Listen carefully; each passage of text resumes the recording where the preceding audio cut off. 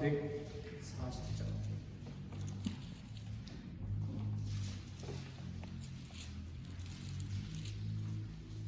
어디든지 예수 나를 이끄며 어디든지 예수 함께 가려네. 예수 함께하니 가면 나걷고 예수님과 동행하면 거없네. 어디를 가든지 겁낼 것 없네. 어디든지 예수 함께 가려네. 세상 친구 모두 나를 떠나도 주와 동행하면 외로움 없겠네. 가는 길이 위태하고 험해도 어디든지 예수 함께 가려네. 어디를 가든지 겁낼 것 없네. 어디든지 예수 함께 가려네. 오는 그늘 나를 애워살 때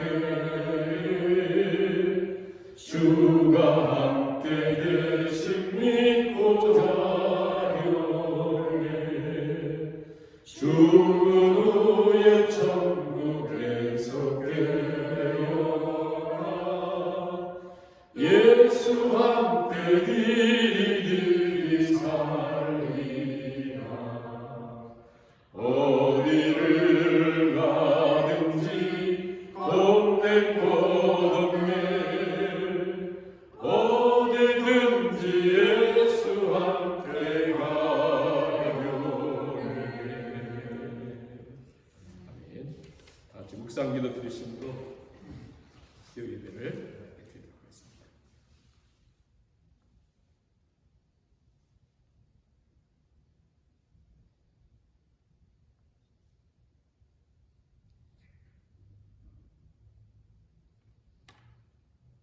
사람들이 우리를 치러 일어날 때에 여호와께서 우리 편에 계시지 아니하셨더라면 그때 그들의 노여움이 우리에게 맹렬하여 우리를 산채로 삼켰을 것이며 그때 물이 우리를 휩쓸며 시내가 우리 영혼을 삼켰을 것이며 그때 넘치는 물이 우리 영혼을 삼켰을 것이라 할 것이로다.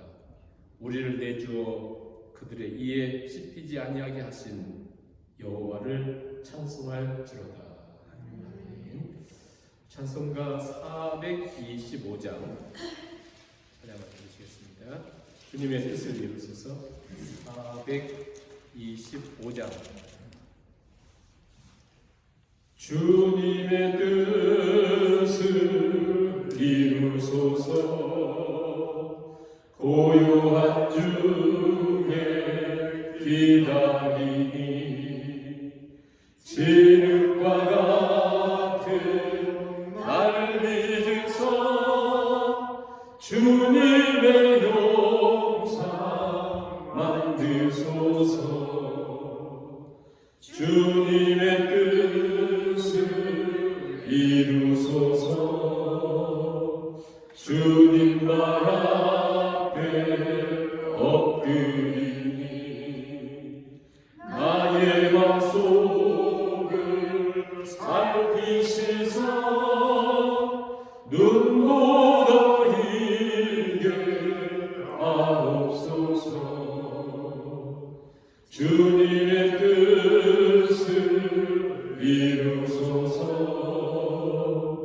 병들어 몸이 피곤할 때 권능의 손을 내게 펴서 강건케 하여 주옵소서. 주님의 뜻을 이루소서.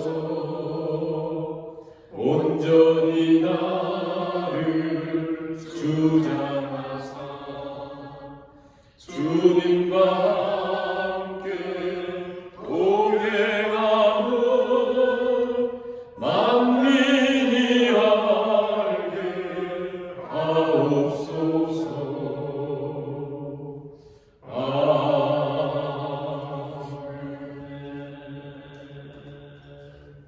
458장 하나 드리겠습니다.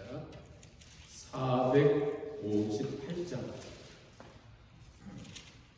너희 마음에 슬픔이 가득할 때 주가 위로해 주시리라. 아침에 같이 빛나는 마음으로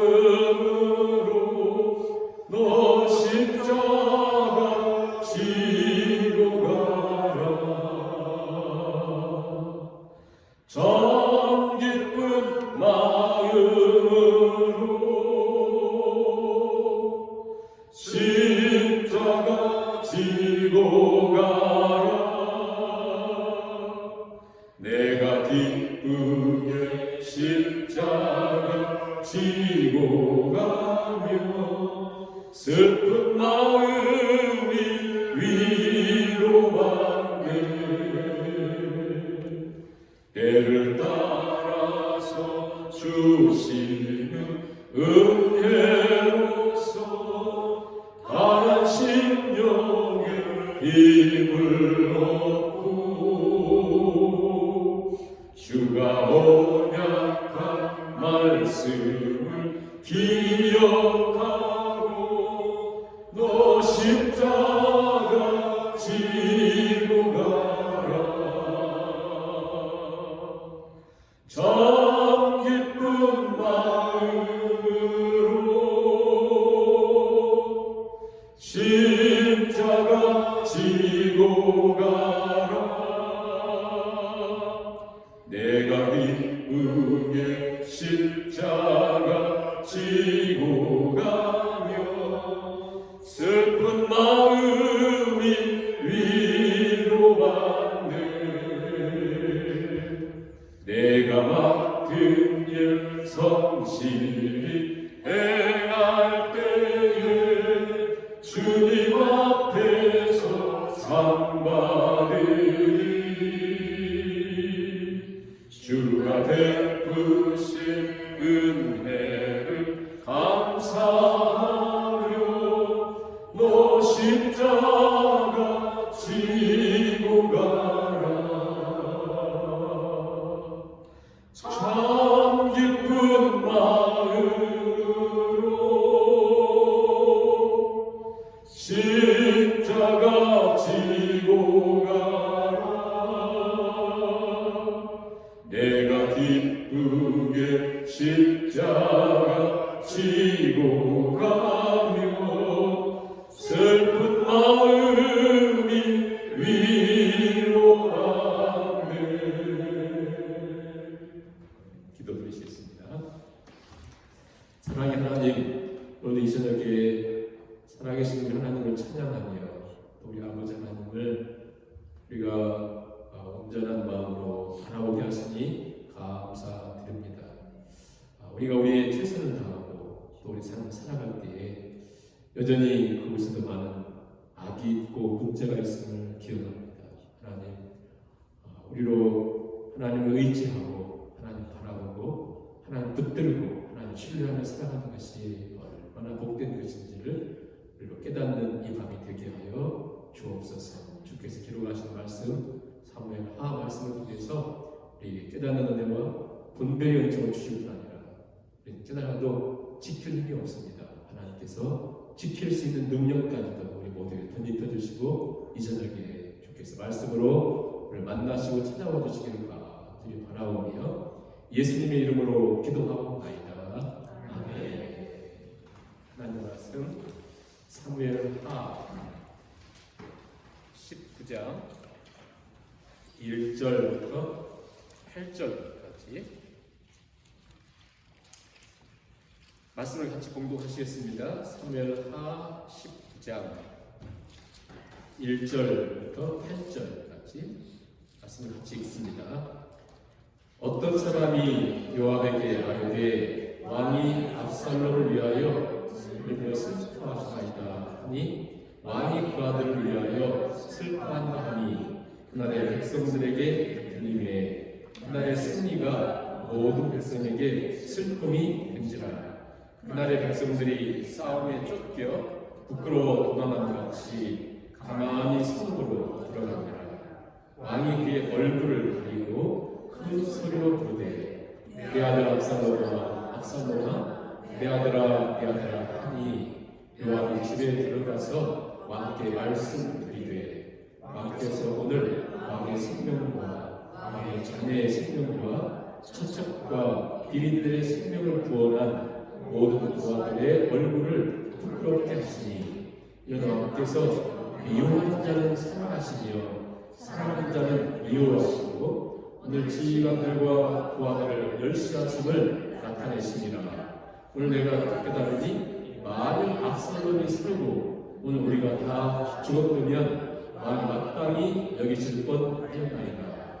이에 곧 일어나 나가 왕의 부하들의 마음을 위로하여 말씀하옵소서. 내가 여호와를 두고 맹세하옵나니 왕이 만일 나가지 아니하시면 오늘 밤에 한 사람도 왕과 함께 머물지 아니할지라. 그리하면 그 화가 왕이 젊었을 때부터 지금까지 당하신 모든 화보다 더욱 심하리라 하니 왕이 일어나 성문에 앉으니 어떤 사람이 모든 백성에게 말하되 왕이 문에 앉아 계신다 하니 모든 백성이 왕 앞으로 나아오니라.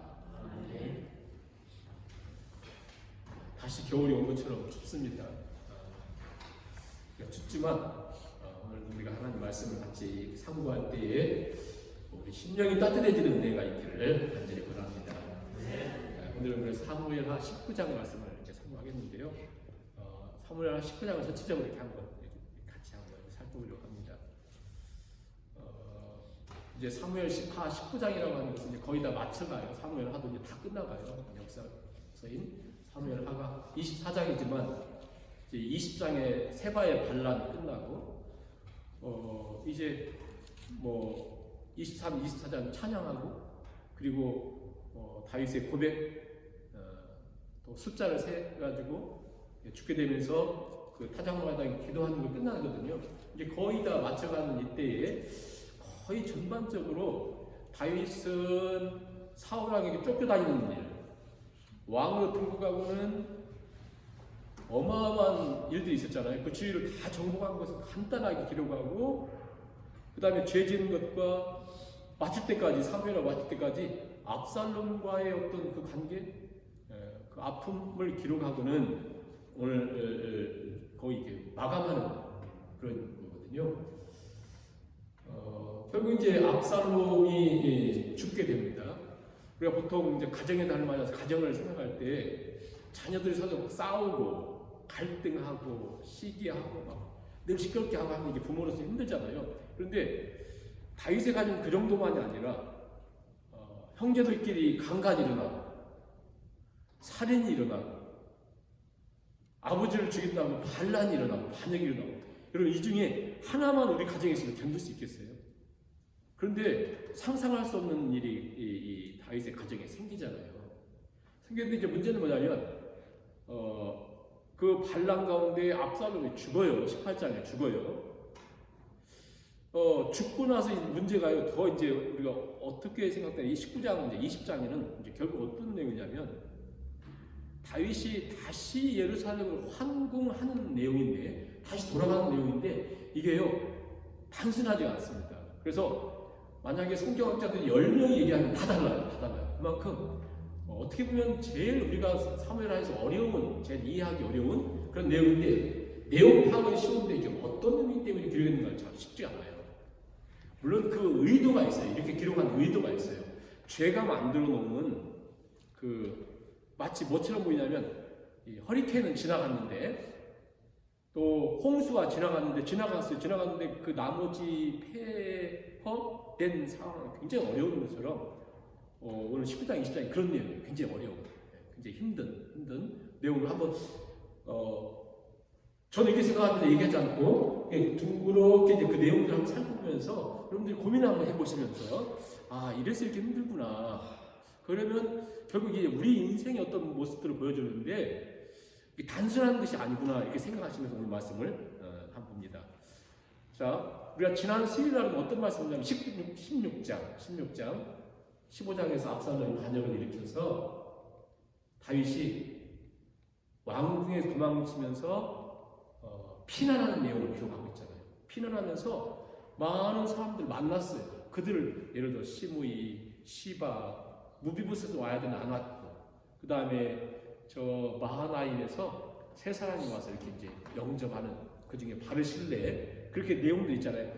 똑같이 그 16장에서 이제 반란 때문에 도망갔다가 19장에서 압살롬이 죽고 반란이 다 정리된 다음에 돌아와서 다시 궁으로 돌아오는 이 과정을 동일한 그 사람들을 만나면서 다윗의 그 태도와 반응들을 기록하고 있어요. 그러면 16장, 19장 그 사이에는 17장, 18장이잖아요. 그럼 17장, 18장은 어떤 내용이냐면 간단해요. 17장에는 압살롬이 반역을 일으킨 다음에 이제 그 아히도벨이 괴계를 이렇게 계략을 세워서 압살롬이 이렇게 하세요 얘기하잖아요. 그리고는 후세가 이렇게 하면 안 됩니다. 이런 내용이 17장에 나오고 18장에는 전쟁이 일어나잖아요. 실제로 전쟁. 이 전쟁이요 굉장히 심각한 전쟁이었어요. 어디 블레셋이나 아람과의 전쟁이 아니라 내전이에요. 내전. 그러니까 아들이 반란을 일으켰던 이 내용과 다윗의 군사들과의 싸움이잖아요. 근데 이 싸움이 굉장히 심했습니다. 근데 성경은 아주 간단하게. 그러니까 이 전쟁 때문에 지금까지 길게 걸어왔는데 전쟁에 대해서는 굉장히 간단하게 다뤄요. 무슨 얘기냐면 별 관심이 여기는 없다는 거예요. 성경 기자도 그렇고 하나님도 그렇고 여기는 그런데 내용은 심각해요. 18장 보세요. 이 내용이 어느 정도 심각했냐면 근데 이 전쟁이 심각한데 세 절에 딱 멈춥니다. 6절 보세요. 18장 6절 보시면 이 전쟁을 이렇게만 기록합니다. 백성이 이스라엘을 치러 둘러나가서 에브라임 숲에서 싸우더니 거기서 이스라엘 백성이 다윗의 부하들에게 패하매 그날 그곳에서 전사자가 많은데 2만 명에 이르렀습니다. 2만 명. 여러분 전쟁에서 이게 내전도 가정 싸움인데 우리 국가 싸움인데 2만 명이 죽었다는 심각한 전쟁 아니에요? 그리고 8절에 보시면 그 땅에 사면으로 퍼져서 싸웠으므로 그날에 숲풀에서 죽은 자가 칼에 죽은 자보다 더 많았다. 네? 그러니까 숲풀에서 죽은 자가 칼에 죽은 자보다 많다. 2만 명이 칼에 죽었는데 이 에브라임 숲풀 지역이거든요. 거기서 칼에 죽은 자보다 그 숲풀에 죽은 자들이 굉장히 많았다. 백병제에서 어떻게 죽었는지 모르겠지만 굉장히 많다. 이렇게 끝나요. 전쟁은. 그리고 압살롬은 저 상수리나무에 걸려가지고 대롱대롱 매달리니까 요압이 가서 심장을 찔러버리고 그리고 10명의 젊은 애들 불러가지고 막 때려 죽였어요. 압살롬. 그리고 돌무더기에 그냥 다 던져버렸습니다. 이게 심각하게 죽은 거죠. 그리고 18장이 그렇게 끝나요. 그러니까 성경이 지금 기록하려고 하는 것이 굉장히 많은 그 면을 하냐면서 무엇을 계속 기록하고 있냐면 이 부분에 대한 다윗의 반응이에요. 다윗의 반응.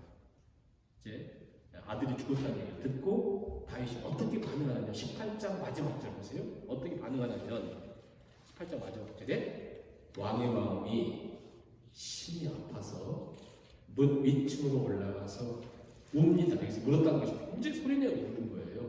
그가 올라갈 때 말하기를 내 아들 압살롬아, 그 표현 보세요. 내 아들 압살롬아, 내 아들 압살롬아, 차라리 내가 너를 대신하여 죽었다면 압살롬 내 아들아 계속 다윗이 계속 압살롬 계속 웁니다.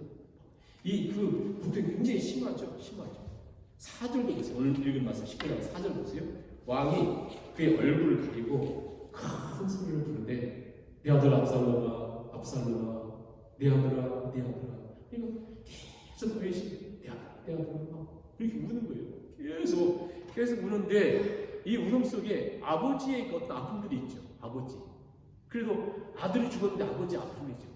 그런데 누구든지 아들이 죽으면 아버지의 아픔은 있겠죠. 그래 여러분 보세요. 참 이해가 되지 않는 것이 우리가 다윗은 가장 위대한 사람이고 성품이고 하나님 마음 합했다고 하는 사람임에도 불구하고 다윗 때문에 죽은 사람을 보세요.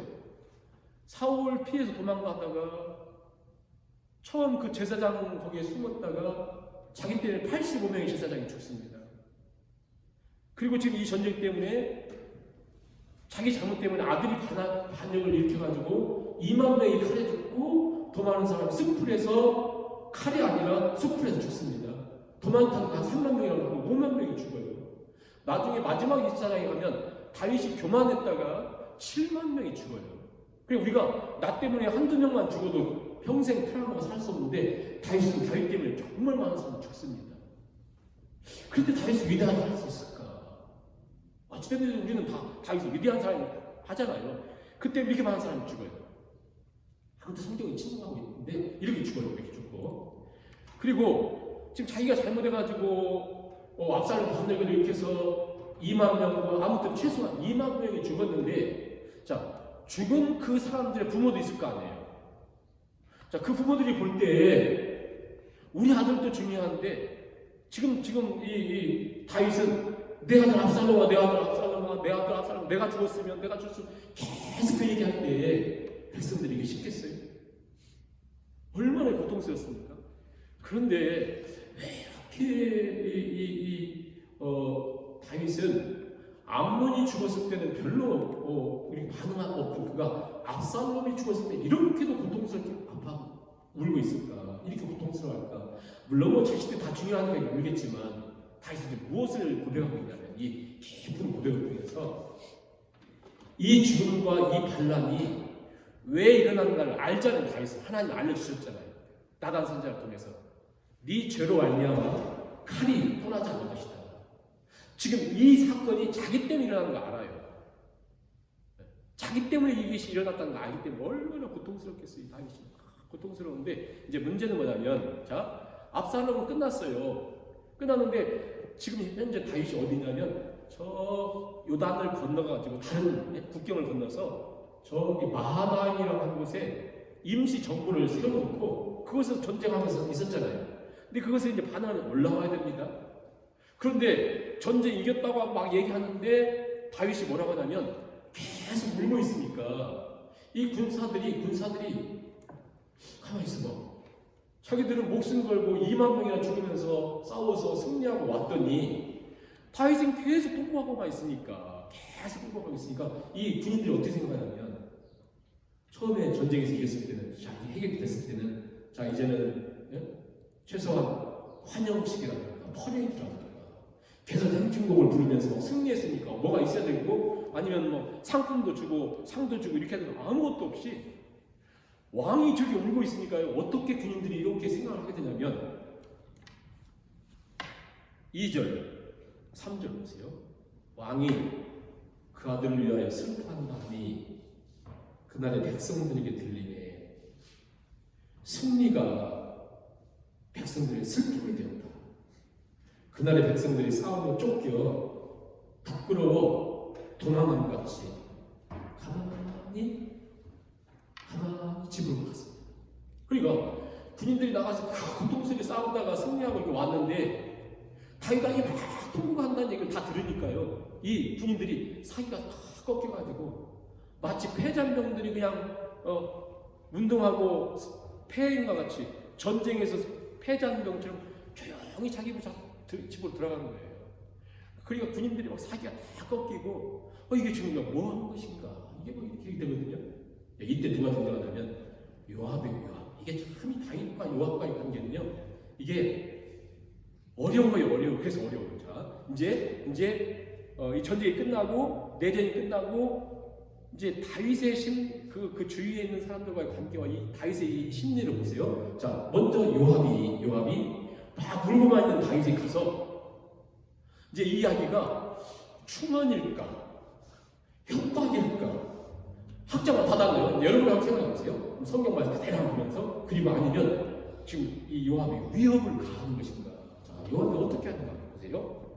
5절 요압이 집에 들어가서 왕께 말씀드리되 왕께서 오늘 왕의 생명과 왕의 자녀의 생명과 천척과 비빈들의 생명을 구원한 부하들의 얼굴을 지금 부끄럽게 하고 있습니다. 왕께서 미워하는 자는 사랑하시고, 지금 압살롬을 얘기하는 거죠. 사랑하는 자는 군인들은, 생명같이 일하는 군인들은 미워하시고 오늘 지휘관들과 부하들을 멸시하심을 나타내고 있습니다. 오늘 제가 가만히 생각해 보니까요, 만약 압살롬이 살고 오늘 우리가 죽었다면 오히려 왕이 기뻐하셨겠네요. 그리고 이제 좀 비꼬는 얘기 아니에요? 오히려 압살롬 살고 우리가 죽었으면 왕이 오히려 좋아했겠네요. 왕이여 이제 일어나서 왕의 부하들의 마음을 위로해 주십시오. 그러면서요, 참 이 얘기 좀 굉장히 강한 표현 같아요. 지금 압살롬에게 하는 것입니다. 7절 보세요. 내가 여호와를 두고 맹세하는데 왕이 만일 오늘 나가지 않으면 오늘 밤에 한 사람도 왕과 함께 하지 않을 것입니다. 이제 왕을 등진다는 거예요. 그러면 그 화가 왕이 어렸을 때부터, 젊었을 때부터 지금까지 당하신 모든 화보다 더욱 심한 것입니다. 야, 참 굉장히 강한 표현이죠. 요압이 이제 그 왕이 계속 울고 있으니까 왕이 요압과 아비새와 이때라고 하는 사람을 세 부분으로 맡겨가지고 나가서 전쟁하면서 사령관들과 군인들 다 모였을 때 이제 훈시했잖아요. 제발 부탁인데 전쟁에 승리한 건 중요하지만 내 아들 압살롬은 함부로 대해주지 마십시오. 죽이지 마세요. 막 사정을 했거든요. 군인들이 다 알았어요. 군인들이 이제 대동령 매달려 있는 압살롬을 죽이려고 하지 않았습니다. 근데 그걸 누가 죽이냐면 요압이 죽였잖아요. 요압이 가서 죽였잖아요. 죽이지 말라는데 죽였잖아요. 그러니까 왕이 계속 울고 있으니까 이게 잘못하면 불똥이 자기한테도 튈 수 있거든요. 오히려 선수 치는 것 같아요. 아무튼 어찌됐든지 딱 가가지고 왕한테, 만일 왕이 오늘 이 숲을 멈추고 백성들에게 수고했습니다 하지 않으면 한 사람도 왕을 따르지 않을 것이고, 내가 여호와께 맹세컨대 왕이 젊어서부터 이 다윗의 막 트라우마를 일으킨 거예요. 젊어서부터 사울이가 얼마나 쫓겨다녔습니까? 얼마나 힘들었어요. 그리고 압살롬을 쫓겨다녔던 지금 10몇 년 동안 얼마나 힘들었어요. 가정 내에서. 그런데 이것은 아무것도 아닙니다. 엄청난 시련이 당신에게 임할 것입니다. 이래요. 그랬더니 다윗 왕이 이 요압을 두려워했다고 이미 얘기했잖아요. 다윗이 이 요압을 좀 두려워하고 있었어요. 요압이 굉장히 힘도 있고 이 사람이 용맹스럽고, 또 동생 아비새도 지난번에 30명 죽였다는데, 아니 30명이 아니에요. 300명을 한 번에 자기가 창으로 죽였거든요. 이 아비새도 굉장히 군사들인데, 이것뿐 아니라 이 다윗에게 있어서 이 요압이라고 하는 사람 참 아무튼 힘들어요. 왜냐하면 용맹스럽고 자기에게 도움이 되는데, 이 요압이 다윗에게 진짜 도움이 되고 진짜 괜찮은 용맹스러운 군사인데 어떻게 할 수 없는 사람이에요. 왜냐하면 북쪽의 이스보셋을 이렇게 관리했던 아브넬이 다윗에게 와가지고 이제 잘해봅시다, 당신 진짜 왕입니다 이렇게 했을 때 요압이 몰려가서 아브넬을 죽이잖아요. 골목에 가가지고 아브넬을 죽였죠. 죽이지 말라고 하는 압살롬도 죽였죠. 지금 이번에 내전 때문에 이 일이 끝난 다음에 압살롬의 오른팔이었던 장군이 있어요. 총사령관 아마사거든요. 아마사. 그 아마사를 요압이 또 죽여요. 아무튼 이 요압이 참 어떻게 하지 못하는데, 무서워서 그랬는지 뭔지 모르겠지만 아무튼 다윗의 반응을 보세요. 8절 그렇게 막 얘기를 요압이 했더니 왕이 일어나 요압이 얘기한 대로 성문에 앉아서 이제 이렇게 앉았더니 모든 백성에게 말하며 왕이 문에 앉아 계신다 얘기를 듣고 모든 백성이 왕 앞에 모였다. 이렇게 성경은 얘기합니다. 아무튼 뭐 다윗이 왜 그랬는지 모르겠지만 요압이 이렇게 얘기하자 이렇게 있었어요.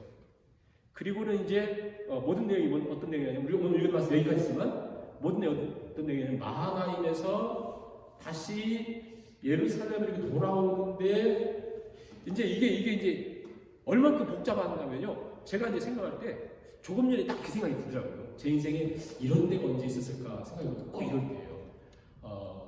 제가 이제 신학교 다닐 때 데모 한번 일어났어요. 데모 그래가지고 그 사학 비리 그 학교를 운영하는 사람들이 돈 너무 많이 자기들이 먹었다. 이 얘기가 학생회에 이렇게 퍼져가지고 데모를 일으켰는데 이 교회 우리 지금 교회죠. 채플실 의자들을 다 갖다가 불태웠어요. 싹 불태웠어요. 채플 못 드리게 막 태우고 막 그랬습니다. 그랬더니 학생들이 좀 나눠져가지고 데모 막 불태우고 했던 사람. 그래도 우리는 그래서는 안 된다. 기도하면서 해야 된다. 이 두 파가 다 나눴어요. 시간이 지나서 해결이 됐습니다. 근데 졸업할 때까지 그 문제가 계속 복잡하더라고요. 어떤 게 옳습니까? 막 불태우고 하는 게 올라요. 막 정의가 옳습니까? 아니면 그래도 우리가 신학생인데 그래서는 안 된다. 그때 저도 막 어떤 주장이 있었을 거 아니에요. 근데 지나가 보니까 아무튼 그게 참 그랬구나 생각이 들잖아요. 그런 것처럼 이제 문제가 뭐냐면 이게 복잡한 내용이 뭐냐면 이게 죄가 만들어 놓은 복잡한 것 같아요. 자, 왜냐면 다윗은 헤브론에서 유다 지파가 세워서 7년 6개월 동안 헤브론에서 왕으로 있었잖아요. 왕으로. 그런데 11지파가 있었던 이스보셋과 아브넬이 이제 우리 왕대지세에서 이제 왕이 됐잖아요. 이게 묶여 있었습니다. 그럼에도 불구하고 여전히 유다 지파가 다윗도 유다 지파고 굉장히 다윗에게 힘이 됐었는데 문제는 뭐냐면 압살롬이 반역을 일으켰을 때는 이게 이제 전혀 다른 분위기가 됩니다. 여러분 이제 성경을 쭉 읽어보세요. 이 얼만큼 이제 이스라엘 역사에 심각한 문제가 되냐면 전에는 다른 11지파 그리고 유다 지파와의 문제가 됐었는데 사울이 베냐민 지파 왕으로서 왕을 있을 때도 여전히 유다 지파는 여전히 다윗을 계속 이렇게 잘해줬고 다윗이 저 블레셋에서 막 전쟁 일어서 어디 가서 약탈하고는 유다 지파 그 장로들이 다 도움 줬었거든요. 그 유다 지파는 항상 다윗 사울 일자 그들이 우리 왕들에서 했었거든요. 근데 이 압살롬이 죽으면부터 이게 복잡하게 흘렀던 것은 뭐냐면 마치 대모 끝나고도 더 심하겠던 것처럼 자 압살롬을 이 반역을 일으킬 때 누가 제일 우두머리였습니까? 제일 앞장섰어요? 유다 지파. 이제 이게 이제 복잡해진 거예요. 유다 지파의 많은 사람들이 압살롬을 중심으로 다 뭉쳐버리고 그리고 다른 이스라엘 지파들이 하고는 이제 이게 이제 다윗에게는 이게 막 굉장히 멘붕이에요. 왜 그랬을까? 왜 유다 지파가 갑자기 다윗을 등졌을까 생각해보면요 이해는 돼요. 왜냐하면 그것을 압살롬도 이용을 했고 사람들 분위기가 어떻게 되냐면 자 헤브론에서 7년 6개월 동안 다윗이 왕이 있을 때 우리도 똑같아요. 자 수도가 거기였었지 않습니까? 여기 잘 지내고 있다가 갑자기 7년 6개월 지난 다음에 다윗이 통일 이스라엘 왕이 되면서 예루살렘으로 도움을 옮겼잖아요. 그러면 자 우리가 수도면서 헤브론에서 잘 지내던 사람들이 다윗 유다 지파들이 이렇게 보면서 있다가 갑자기 예루살렘으로 싹 옮겨지니까 그들은 비즈니스도 안 되고 무슨 하다못해 무슨 호텔이나 모텔 여행을 하던 사람들도 이게 다 안 되잖아요. 아니 다윗이 통일 왕국의 왕이 됐다면서 어떻게 확 옮기니까 사람들이 마음이 확 떠나버린 거예요. 어느 정도. 이제 그것을 압살롬이 파고 들어가가지고 헤브론에서 일으켰잖아요. 그래서 이제 딱 유다 지파가 되면서 온 거예요.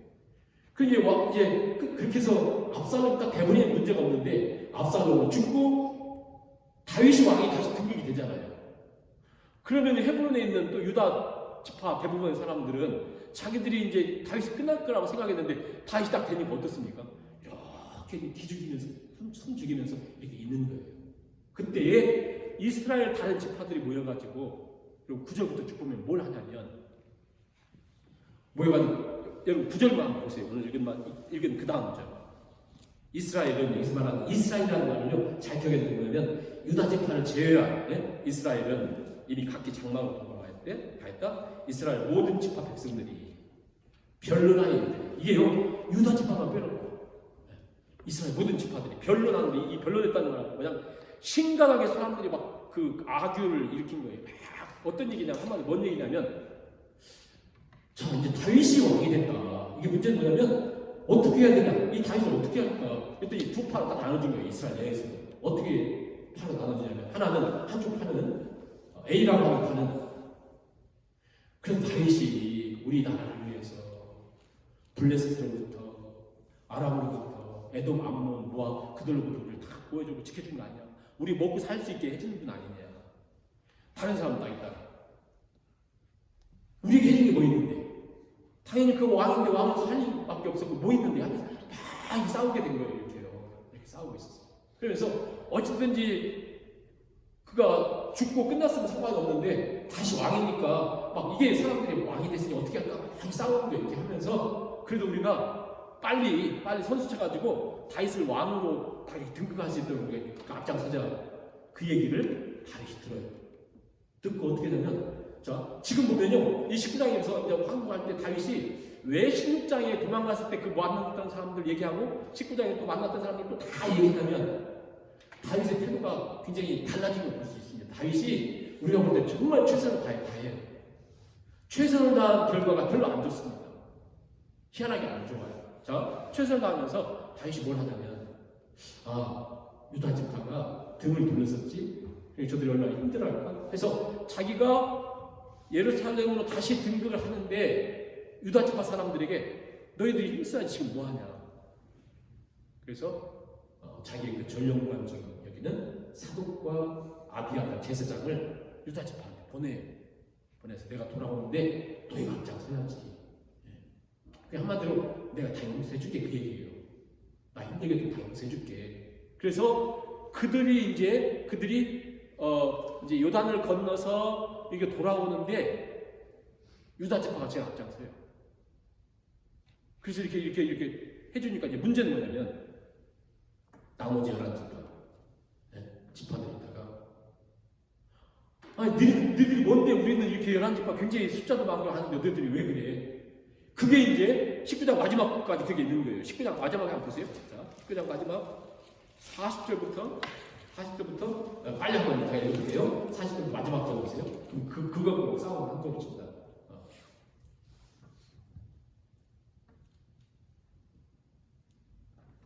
왕이 길갈로 건너오고 기망도와 함께 건너오니 온 유다 백성과 이스라엘 백성의 절반이나 왕과 함께 건너니라. 온 이스라엘 사람이 이 유다 지파가 빼놓고 왕께 나와 왕께 아뢰되 우리 형제 유다 사람들이 어찌 왕을 도둑하여 왕과 왕의 집안과 왕을 따르는 모든 사람을 인도하여 요단을 건너가게 하였나이까. 왜 유다 사람들이 저렇게 힘쓰냐? 우리는 다 이렇게 놔두고 그랬더니 모든 유다 사람들이 이렇게 얘기하는 거예요. 이스라엘 사람에게 대답하되 왕은 우리 종친인 까닭이라. 너희가 어찌 이래 대하여 분내느냐? 우리가 왕의 것을 조금이라도 얻어먹었느냐? 왕께서 우리에게 선물로 주신 것이 있느냐? 이스라엘 사람이 유다 사람에게 대답하는데 우리는 왕에 대하여 10몫을 가졌으니. 그러니까 이스라엘 사람들이 뭐라고 하냐면 우리는 10지파 10몫을 갖고 있다. 그랬더니 유다 사람들은 뭐라고 얘기하냐면 우리는 다윗과 종친이다. 막 우리는 같은 지파 아니냐. 막 그렇게 싸우는 거예요. 이렇게. 그러니까 다윗은 이게 좀 이렇게 연합하려고 최선을 다해서 했는데 결과는 좋지 않아요. 그래서 20장에 가면 그 베냐민 지파 세바라는 사람이 발라를 이렇게 또 전쟁이 일어나요. 그래서 요압이 이걸 정리를 하죠. 요압이 굉장히 강해지는 거예요. 자, 이렇게. 그리고는 자 9절부터 얘기하고 끝에 지금 이 지파들이 나눠지는 것을 얘기하고 그 사이에 누구를 만납니까? 처음에 도망갈 때 만났던 사람들, 시므이와 시바와 그때 무비우스를 오자는데 지금은 무비우스를 만나요. 무비우스를 만나고 그 다음에 바르실레를 만나는 내용이 나오죠. 자, 시므이 어떤 사람이에요? 막 그 바울이면서 막 저주했던 사람. 이 사람은 그 베냐민 지파 가운데 그러니까 저 사울 왕가의 굉장히 힘 있는 사람이에요. 시므이, 시바. 사울 왕을 섬겼던 사람이에요. 지금은 무비우스의 종으로 있지만 그렇죠? 그 다음에 무비보셋. 사울 왕의 손자, 요나단의 아들. 그러니까 여전히 이 베냐민 지파의 어떤 그런 모습들에 대해서 사울가에 대해서 다윗이 다 다 그들을 용납해주는 그 모습을 하죠. 근데 제일 심각한 것은 시므이는 굉장히 똑똑한 사람이에요. 그러니까 다윗이 막 도망갈 때 저주하고 이제 다윗이 끝났다 생각한 거예요. 근데 다윗이 딱 들고 다시 오니까 제일 먼저 찾아가가지고 당신 내가 그럴 줄 알았습니다. 내가 잘못했습니다. 막 빌어요. 그런데 희한한 것은 이 시므이는 베냐민 지파였잖아요. 근데 다윗의 마음을 이렇게 돌이키려고 다윗에게 막 환심을 하려고 누구랑 오는 거 보세요. 저는 이게 너무 신기한 것 같아요. 19장에 이 시므이가 오는 거 보세요. 16절, 19장 16절 보세요. 바울임에 있는 베냐민 사람, 베냐민 지파예요. 게라야 아들 시므이가 급히 굉장히 급하게요. 누구와 보니까 유다 사람. 그러니까 유다 사람을 데려옵니다. 다윗 유다 집하잖아요. 유다 사람을 데려옵니다. 그래서 다윗왕을 맞으러 내려오면서 자기 혼자만 온 것이 아니라 베냐민 사람 1000명을 데리고 오고, 그 다음에 누구를 데려옵니까? 시바와 함께 데려가요. 시바도 혼자 온 것이 아니라 그의 아들 15과 종 20명과 함께 요단을 밟고 건넌다. 여러분, 요단을 밟고 건넜다는 게 뭐예요? 거기가 발이 안 보이게 막 이렇게 온 거예요. 건너서 왕을 얻어가지고. 잘못했습니다. 이제 처음에 다윗이 도망갈 때는 이 비루한 자여, 피 흘린 자여, 너는 가거라, 너는 우리 땅에 머물 필요가 없다, 막 저주했던 시므이가 막 가서 무릎 꿇고 환영하러 왔어요. 그랬더니 똑같이 도망갈 때나 지금 돌아올 때나 아비새, 다윗의 오른쪽에 있었던 아비새가 이 시므이, 저 죽은 개 같은 저를 죽여야 됩니다 했더니 다윗이 아니다. 그래서 내가 이제 왕을 되는데 그런 죽어서 안 됩니다. 살려주죠. 왜냐하면 다윗이 아마도 베냐민 지파를 생각한 것 같아요. 한 지파. 시므이는 뭐 죽을 수 있죠. 근데 다윗이 지금 이 막 대모하고 안 하고 이런 것처럼 나라가 지금 복잡하게 된 상태에 그것을 그냥 지금 덮어줘요. 나중에 솔로몬에게 손봐주라고 나중에 이제 솔로몬이 죽이죠. 근데 아무튼 이렇게 되죠. 이 시므이와 시바의 문제는 이렇게 그냥 이렇게 받아줍니다. 그래서 이제 받아주고 이렇게 오다가 누구를 만나냐면 무비보셋을 드디어 만나요. 근데 이게 제일 우리 하이라이트 같아요. 무비보셋이 오니까 다윗이 있다가 이 반란 기간 동안 다윗의 마음속에 제일 힘들게 했던 것은 무비보셋이에요. 왜 이 사람이 이렇게 힘들었을까? 근데 무비보셋에게 너 어짜요? 나랑 같이 가지 않았느냐? 자기가 그렇게 잘해줬는데 시바가 뭐라고 해서 거짓말했잖아요. 무비보셋이 사울왕의 그 왕권을 다시 회복할 거라 생각하면서 안 한다. 그랬더니 다윗이 굉장히 고민하고 있었다가 무비보셋이 오니까 묻죠. 너 어짜요? 오지 않았느냐? 했더니 무비보셋이 가만히 보니까 발에 맵시를 내지 않았고 수염을 깎지 않았고 옷을 빨지 않았다는 게 이렇게 보여져요. 근데 다윗이 그거에 대해서 아무 말도 하지 않습니다. 성경은 침묵하고 있어요. 그 다음에 뭐만 얘기하냐면 다윗이 이렇게 얘기해요. 만약 다윗이 볼 때 무비보셋이 맞다 그러면 다시 시바에게 줬잖아요. 시바에게 다 줬잖아요. 그럼 너 그거 가져와. 무비보셋 다시 주고 시바 너 못했어. 이렇게 해봤는데 다윗은 거기에 대해서 한마디도 하지 않습니다. 그래서 성경 앞으로도 한마디도 없어요. 대신 뭐라고 하냐면 시바에게 네가 있는 거 무비보셋과 절반씩 나눠 가져 그래요. 참 이게 신기합니다. 이게 참 희한하더라고요. 이 내용을 조금 일찍 알았으라면 인생을 좀 다르게 살았을 텐데 이 생각이 들지 않아요? 이렇게 딱 나눠줘요. 우리는 항상 어떻게 살았냐? 왜 성경이 이것을 자세하게 기록할까? 그 엄청나게 몇만 명 죽고 하는 그 전쟁에서는 그냥 한두 줄 쑥 지나가면서 왜 그렇게 자세하게 기록할까? 다윗이 이 내전이 끝나고 돌아오면서 어떻게 반응을 하냐면 무비보셋 불러놓고 시바 불러놓고 야 누가 오라 이렇게 하면 금방 나오잖아. 뻔할 거 아니에요? 그런데 여기서 한 말도 하지 않습니다. 그 대신 나눠가지고 그래요. 자, 이게 항상 생각하는 내용이에요. 매번 문제만 생기면 그냥 아무튼 우리는 옳고 그런 거 아니에요. 네가 옳느냐, 네가 틀리냐, 막 이것만 해놓고 막 하거든요. 그러면 문제는 한 사람은 죽어야 돼요. 어찌됐든지 다윗이 그 부분을 이렇게 해주고. 네, 마지막 만난 사람이 실은 제일 먼저 만난 사람이에요. 왜냐하면 그 마하나임에서 지금 다른 사람들은 이 요단강을 건너려고 만났던 사람들이거든요. 근데 제일 마지막에 만난 사람 제일 먼저 만났었거든요. 이제 헤어지려고 할 때에 누가 이렇게 마하나임에서 찾아오냐면 바르실레라는 사람 아시죠? 바르실레. 그 마하나임에서 최고 부자였던 그 사람이 80세인데 다윗을 만나러 와요. 환송하러 보내는 잘 가시라고 다윗이다가 내가 너의 그 은혜와 사랑을 난 잊을 수 없다. 같이 가자.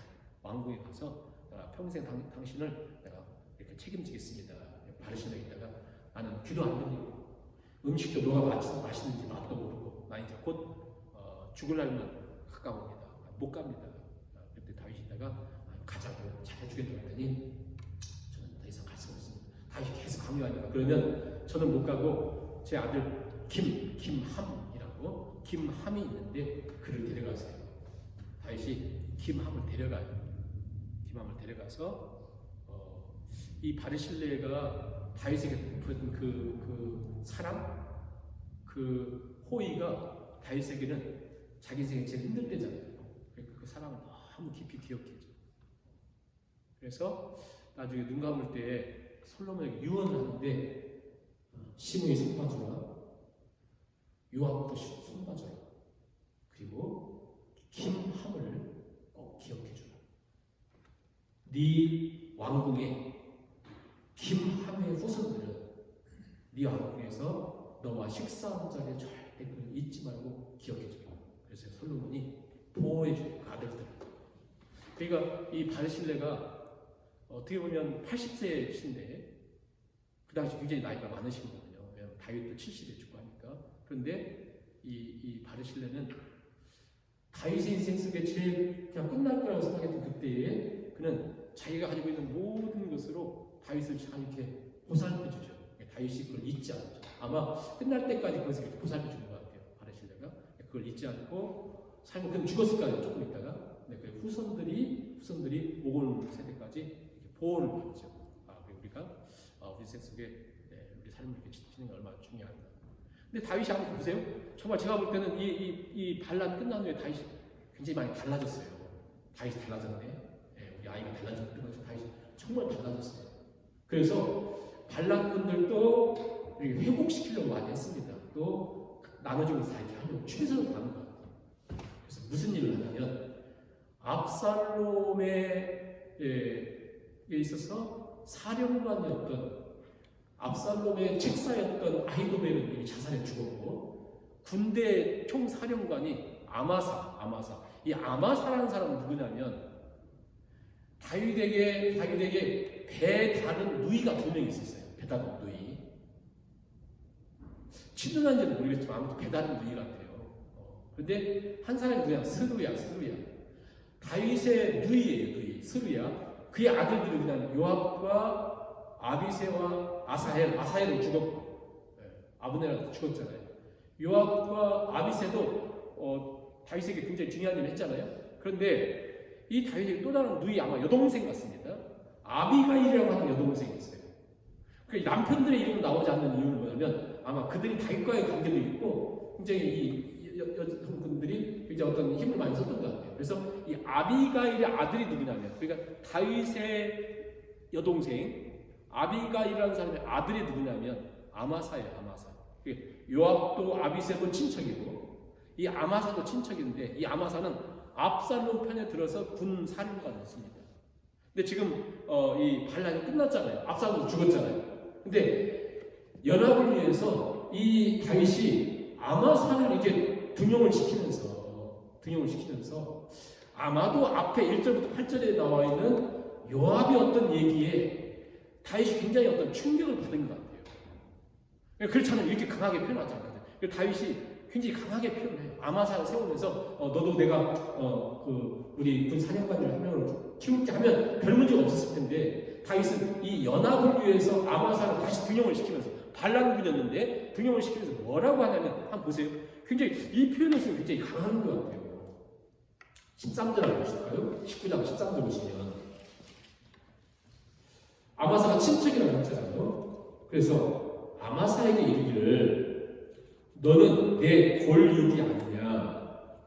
네가 요압을 이어서 항상 내 앞에서 지휘관이 되지 아니하면 하나님이 내게 벌 위에 벌을 내리시기를 바랍니다. 이렇게 굉장히 다윗이 강하게 표현했어요. 무슨 얘기냐면 아마사에게 내가 너를 받아줄게 정도가 아니라 요압 이어서 이제 네가 총사령관으로 내가 세우지 않으면 하나님이 내게 벌 위에 벌을 내리실 거다. 이게 반드시 너는 총사령관이 될 거야. 얘기한 거예요. 그러면 요압이 있다고 어떻게 생각했을까? 아무튼 이렇게 그잖아요. 그래서 요압이 몰려가서 죽여버려요.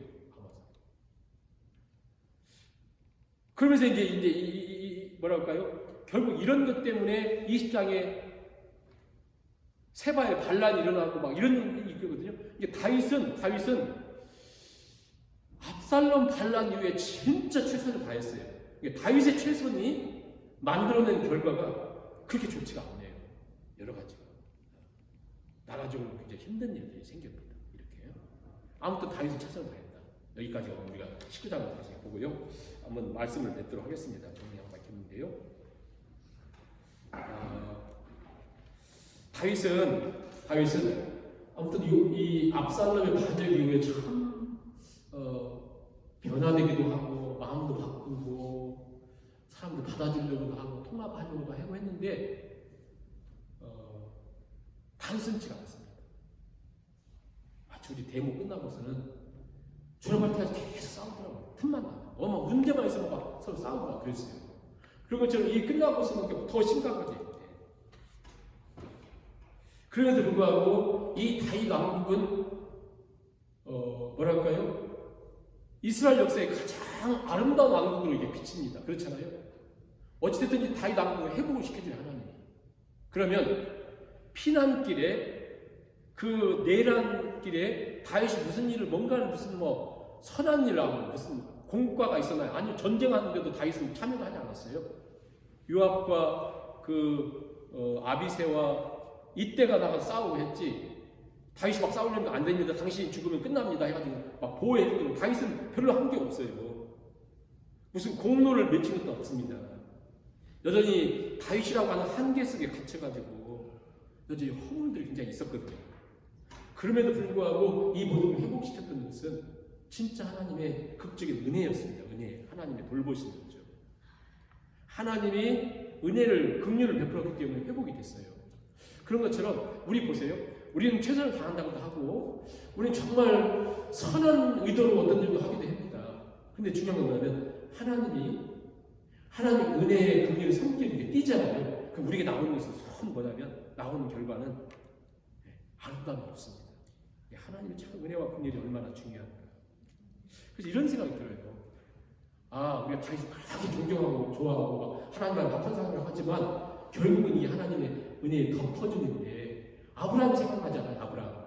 창세기 12장부터 23장에 나오는 아브라함 보면 거짓말하고 저 애브레가 사기치고 내 여동생이랑 하고 막 그러잖아요. 12번이나 그렇고 또 하나님이 신뢰되지 않아가지고 하간을 통해서 이스마엘 나가서 지금까지 중동 지방의 전쟁에 씨앗이 되고 막 그렇지 않습니까? 근데 신앙생에 딱 보면 아브라함은 뭐라고 하냐 그렇게 얘기는 하나도 없어요. 뭐라고 하냐 아브라함은 믿음이 약해지지 않고 신뢰하고 하나님을 없는 데가 있는 것처럼 여기지 아브라함 그렇게 해주잖아요. 왜냐하면 다 덮어줬다는 거잖아요. 우리의 허물과 연약함을 불구하고 하나님 덮어주시는 데가 얼마나 중요한가, 얼마나 필요한가. 그래서 우리는 깨닫습니다. 결국 성경이 지금 얘기하려고 하는 것은 뭐냐면 왜 이걸 구체적으로 드러내냐면 다윗이 위대하고 훌륭하고 완전해서가 아니라 다윗을 보호하시고 다윗을 지켜주시고 뒤에서 그를 인도하시는 끝까지 보호하신 하나님의 손길이 그를 붙들었고 인도했고 그를 쓰셨다. 네? 우리의 연약함과 우리의 패역함과 우리의 강함 우리는 몰랐잖아요. 우리가 괜찮은 사람처럼 생각했잖아요. 우리를 붙들고 있는 하나님이 그 하나님이 위대하고 그 하나님이 우리를 놓지 않고 하나님의 긍휼의 손으로 우리를 계속 덮어주셔서 우리 손길이 끝나는데 그 하나님의 손길이 우리에게 있기 때문에 우리가 사는 거예요. 그 은혜를 생각하며 살아가는 것이 이게 신앙생활입니다. 근데 많은 사람들이 그렇잖아요. 뭐 우리가 바르게만 결정하고 우리가 선한 대로만 살아가고 내가 뭐 남들에게 못 쓸지라고 걸어가면 되지 이렇게만 살잖아요. 그러면서 결국 뭐라고 하냐면 뭐 무슨 뭐 기도가 밥 먹여주냐 하나님 뭐 대수냐 겸손 산들 뭐 하냐 막 이렇게 하지 않습니까? 그러나 결국 사무엘서의 결론 그 주제는 결국 뭐냐면요 한나의 고백에서 나오거든요. 한나가 그 1장 2장에서 고백했던 것처럼 하나님 겸손한 자들은 높이시고 교만한 자는 낮추신다. 네?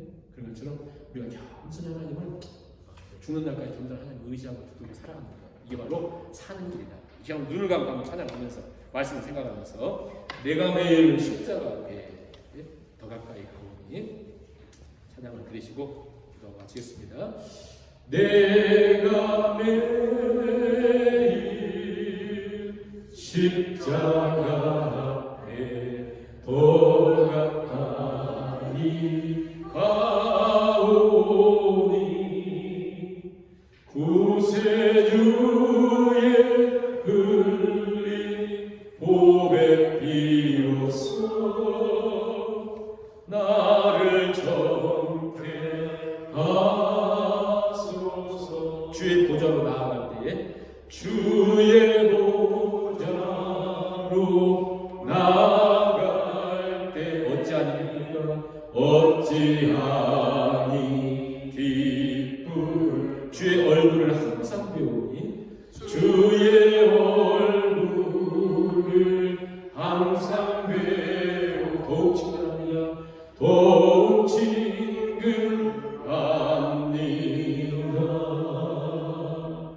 내가 매일 십자가 앞에 더 가까이 가오니 구세주의 흘린 보배 비로소 나를 정케 하소서. 내가 지금 십자가 앞에 내가 지금 십자가 더 가까이 왔으니 더 가까이 왔으니 구세주의 흘린 보배 비로소 나를 정케 하소서. 말씀 생각하고 5분 정도 기도하시고 주기도 예배를 마치겠습니다. 사랑의 하나님 아버지, 우리 주님께 우리 주님의 십자가 앞에 드립니다. 하나님 아버지, 사무엘의 한 말씀을 통해서 또 다윗의 이야기를 통해서 하나님께서 우리에게 들려주시고 전해주시고 가르쳐주시고 알게 하시는 주님 말씀을 다시 한번 기억하고 아버지 말씀 앞에 드리기 바랍니다. 하나님 아버지, 우리 최선과 또 우리의 열심과 또 우리를 통해서 하나님께서 빚으시고 만드신 일들을 기억하며 그런 말씀으로 내가 아버지 앞에 이제 엎드려 하나님을 바라보고 하나님을 의지하고 하나님 붙들고 살아가는 삶이 얼마나 축복된 삶인지를 다시 한번 깨닫게 하시고 또 하나님 아버지 없이 십자가 앞에 엎드리게 하사 주를 바라보게 하시며 주님으로 살아가는 삶이 되시기를 제가 원합니다. 아버지 하나님을 말씀해 주시고 깨닫게 하시고 노력케 하사 주님의 저 앞에 선이 있게 하시고 아버지 하나님 하시고 깨닫게 하시고